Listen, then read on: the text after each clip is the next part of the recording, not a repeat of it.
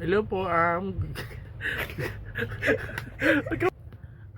good afternoon po. Ako po si Justin James Lores. Good afternoon po everyone. Ako po si Justin James Tan. Ngayon po, hello po, good afternoon. Ako po si Justin James Tan. Ngayon po kasama ko yung pamangkin ko po, 12 years old na po siya, grade 6 students.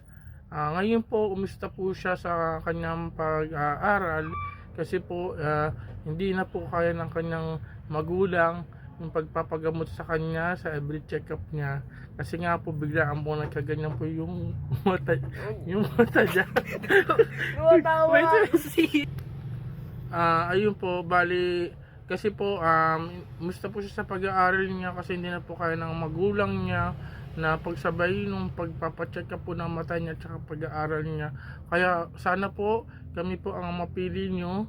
Ayan po, ganyan po yung mata niya. Tumatawa kasi.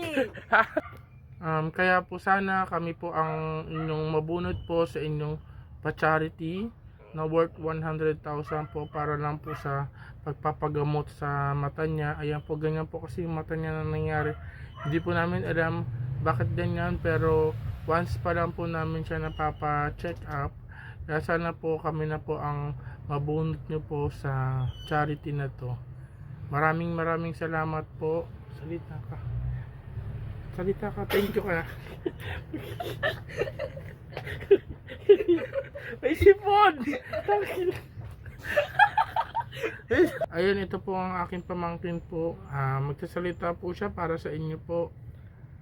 Sige, pamangkin Maraming Lawrence. salamat po. Sana po kami ang mapili nyo.